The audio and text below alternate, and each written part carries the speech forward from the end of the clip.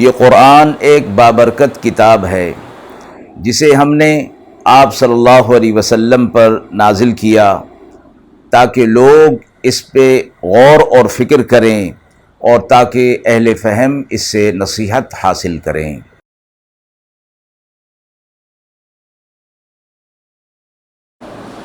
بسم اللہ الرحمن الرحیم۔ السلام علیکم ورحمۃ اللہ وبرکاتہ۔ ناظرین کرام، درس قرآن مجید کے آج کے اس پروگرام میں ہم سورۃ سبا کی آیت نمبر 15 تا آیت نمبر 19 کا ترجمہ اور تفسیر پیش کریں گے اور آخر میں پوچھے گئے سوال کا جواب ہوگا۔ اعوذ باللہ من الشیطان الرجیم، بسم اللہ الرحمن الرحیم۔ لقد كان لسبإ في مسكنهم آية جنتان عن يمين وشمال كلوا من رزق ربكم واشكروا له بلدة طيبة ورب غفور۔ فأعرضوا فأرسلنا عليهم سيل العرم وبدلناهم بجنتيهم جنتين ذواتي أكل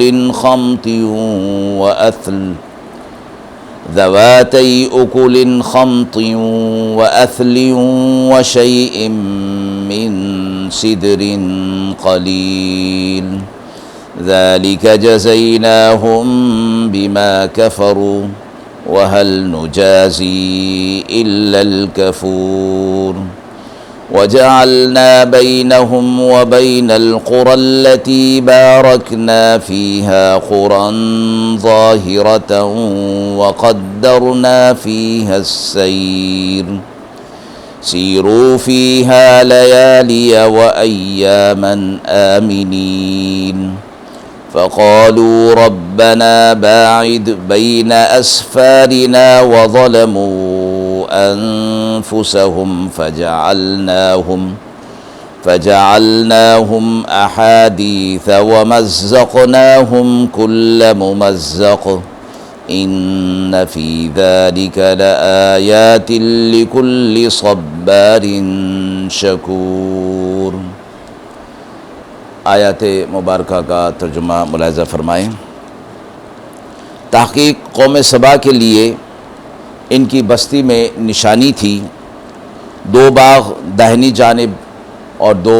بائیں جانب۔ کہا گیا کھاؤ روزی اپنے رب کی اور اس کا شکر ادا کرو، پاکیزہ شہر اور رب گناہ بخشنے والا ہے۔ سو انہوں نے منہ موڑ لیا، پھر چھوڑ دیا ہم نے ان پر ایک نالا زور کا، اور دیے ہم نے ان کو بدلے ان 2 باغوں کے 2 اور باغ جن میں میوہ بدمزہ تھا اور جھاؤ اور کچھ بیر تھوڑے سے تھے۔ یہ بدلہ دیا ہم نے ان کو اس پر کہ انہوں نے کفر کیا تھا، اور ہم یہ بدلہ اسی کو دیتے ہیں جو کفر کرتا ہے۔ اور رکھی تھی ہم نے ان میں اور ان بستیوں میں جہاں ہم نے برکت رکھی ہے ایسی بستیاں جو راہ پر نظر آتی تھیں، اور منزلیں مقرر کر دیں ہم نے ان میں آنے جانے کی۔ سفر کرو ان میں راتوں کو اور دنوں کو امن سے۔ پھر کہنے لگے اے رب دراز کر دے ہمارے سفروں کو، اور اپنا برا خود کیا، پھر کر ڈالا ہم نے ان کو افسانہ اور انہیں تتر بتر کر دیا۔ اس میں بے شک نشانیاں ہیں ہر صبر کرنے والے اور شکر کرنے والے کے لیے۔ مذکورہ آیات سے پہلے داؤد علیہ السلام اور سلیمان علیہ السلام کے واقعات کا ذکر ہوا تھا، اور اسی سلسلے میں قوم سبا کا بھی ذکر ہو رہا ہے کہ ان پر بھی اللہ کی طرف سے بے شمار انعامات کیے گئے، اور پھر ان کی ناشکری اور کفر کی بنا پر ان پر عذاب آیا، اور پھر اس کا نتیجہ آخر میں فرمایا گیا۔ امام ابن کثیر فرماتے ہیں کہ سبا یمن کے بادشاہوں اور اس ملک کے باشندوں کا لقب ہے۔ ملکہ بلقیس جن کا واقعہ حضرت سلیمان علیہ السلام کے حوالے سے آتا ہے، وہ بھی اسی قوم میں سے تھیں۔ اللہ تعالیٰ نے اس قوم کو رزق کے دروازے ان پر کھول دیے تھے اور ان کے شہر میں آرام اور عیش کے تمام اسباب جمع کر دیے تھے، اور اپنے انبیاء علیہ السلام کے ذریعے سے ان تک توحید اور اس کے احکام کی اطاعت کے ذریعے سے نعمتوں کا شکر ادا کرنے کا حکم اور کفر سے اجتناب کرنے کا حکم انہیں دیا گیا تھا۔ ایک مدت تک یہ لوگ اس حال پر قائم رہے، توحید اور اطاعت پر اپنی زندگی کو گزارتے رہے، عیش و عشرت ان کے درمیان تھی۔ پھر اللہ تعالیٰ سے غفلت یہاں تک کہ اللہ کا انکار کی نوبت پہنچ گئی، تو اللہ تعالیٰ نے ان کی تنبیہ کے لیے 13 انبیاء علیہ السلام کو اس قوم کی طرف مبعوث فرمایا، جنہوں نے اپنی بھرپور کوشش کی انہیں راہ راست پر لانے کی، مگر یہ قوم اپنی غفلت سے باز نہ آئے تو ان پر ایک سیلاب کا عذاب بھیجا گیا، جس نے ان کے شہر اور باغات سب کو ویران اور برباد کر دیا۔ آیت کے اگلے حصے میں اسی سیلاب کا ذکر ہے کہ ان کے قوم سبا جس جگہ پر واقع تھی، اس کے دو طرف پہاڑ تھے اور درمیان میں وادی تھی۔ یہ شہر ان کا اس جگہ پر آباد تھا۔ پہاڑوں کے اوپر سے بارش کا پانی سیلاب کی صورت میں آتا تھا۔ انہوں نے اس کو روکنے کے لیے اور اس کو استعمال کے لیے ایک ڈیم بنا دیا تھا، جس سے پہاڑوں کا پانی اور بارش کا پانی اس میں جمع ہو کر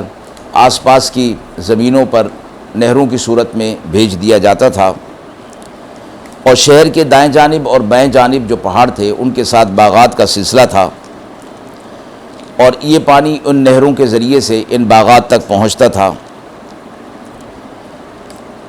ان باغوں میں ہر طرح کے درخت اور ہر قسم کے پھل کثرت کے ساتھ پائے جاتے تھے۔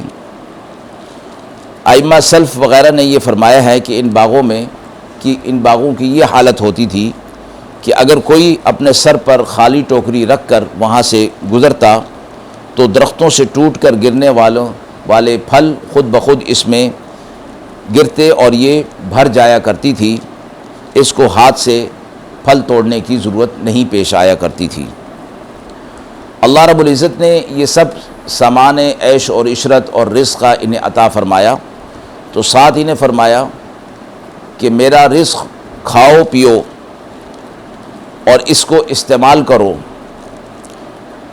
اور اس کے بدلے میں میرا شکر ادا کرو، اعمال صالحہ کرو اور میری اطاعت کرو۔ اللہ تعالیٰ نے تمہارے اس شہر کو پاکیزہ بنا دیا ہے۔ یہاں کا موسم، یہاں کے حالات، یہاں کا پانی اور یہاں کا سبزہ سب کچھ فراوانی کے ساتھ تھا، اور جو کوئی بھی یہاں سے گزرتا تھا اسے عیش اور آرام ملتا تھا۔ آگے فرمایا کہ اللہ تعالیٰ نے جب ان پر ایسی وسیع نعمتیں نازل فرما دیں اور پھر یہ لوگ سرکشی کے اندر مبتلا ہو گئے، روح گردانی کرنے لگے، تو اللہ تبارک و تعالیٰ نے ان پر سیل عرم چھوڑ دیا، اور اس سے مراد سیلاب ہے، جو کہ ان کی حفاظت، جس چیز کو انہوں نے اپنی حفاظت اور خوشحالی کا ذریعہ بنایا تھا، اللہ تعالیٰ نے اسی چیز کو ان کے لیے آفت اور مصیبت کا ذریعہ بنا دیا۔ فرمایا گیا کہ یہ پانی ان کے لیے تباہی اور بربادی کا باعث بن گیا۔ پھر اللہ تبارک و تعالیٰ نے ان کے قیمتی پھلوں اور میووں کے درختوں کے بدلے میں ایسے درخت وہاں اگا دیے جن کے پھل بد مزہ اور خراب تھے، اور جھاڑیاں اور قدر قلیل بیر کے درخت بھی ہم نے انہیں دے دیے جن میں کانٹے زیادہ اور پھل کم تھے، اور فرمایا کہ ہم نے انہیں یہ سزا کے طور پر، جو دنیاوی سزا تھی اس کے طور پر ہم نے انہیں یہ چیز عطا کی، اس لیے کہ انہوں نے کفر کیا تھا، ناشکری کی تھی، دین حق سے انکار کر دیا تھا، اور جو انبیاء علیہ الصلوۃ والسلام ان کی طرف بھیجے گئے تھے ان کی تعلیمات کو انہوں نے پس پش ڈال دیا تھا۔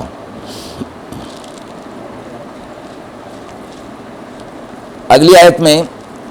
اہل سبا پر ایک اور نعمت کا ذکر فرمایا کہ اس پر وہ ناشکری کی اور نادانی کا ذکر ہے کہ انہوں نے خود اس نعمت کو بدل کر شدت کی دعا کی، جو اللہ تبارک و تعالی نے ان کی بستیوں کو بابرکت بنا دیا تھا اور انہیں رزق اور عیش اور آرام کی چیزیں عطا فرما دی تھیں۔ ملک شام کی بستیاں لوگ تجارت وغیرہ کے لیے اس طرف جایا کرتے تھے۔ عام دنیا کے حالات کے مطابق شہر معارب ملک شام کا طویل فاصلہ ہے،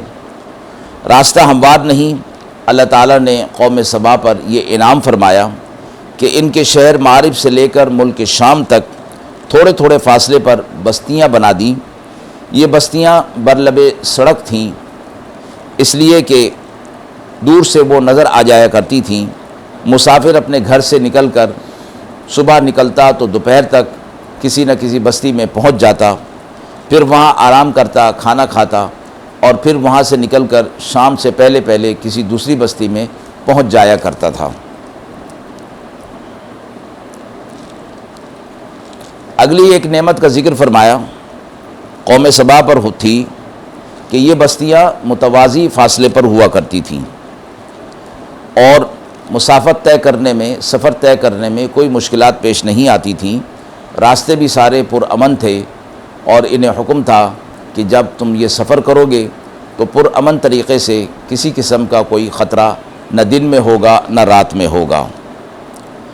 پھر انہوں نے ان تمام نعمتوں کے بدلے میں اللہ تبارک و تعالیٰ سے یہ دعا کی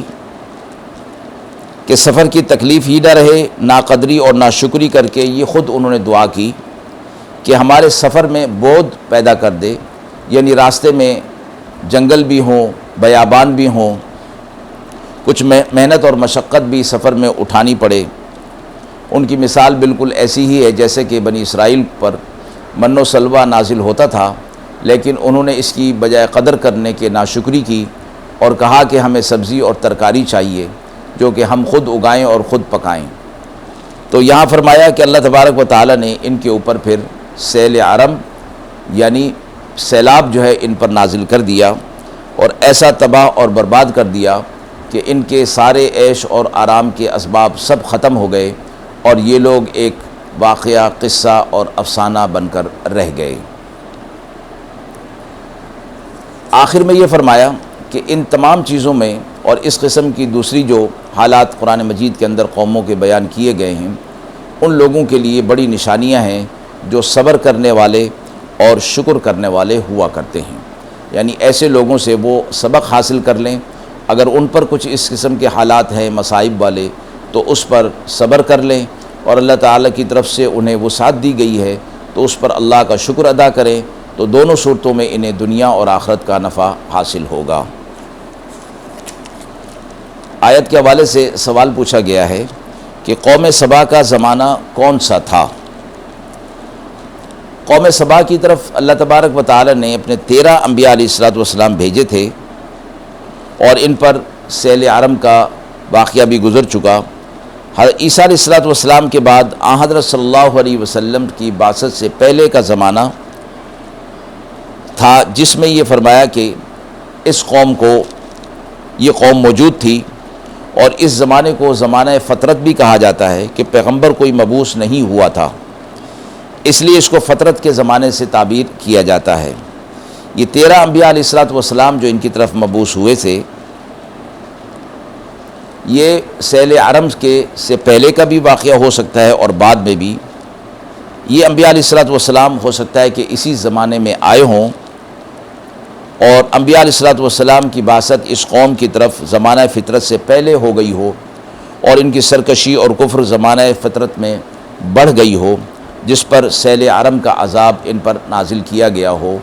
دونوں قسم کے احتمالات حضرات محدثین اور مفسرین نے بیان فرمائے ہیں۔ وآخر دعوانا ان الحمد للہ رب العالمین۔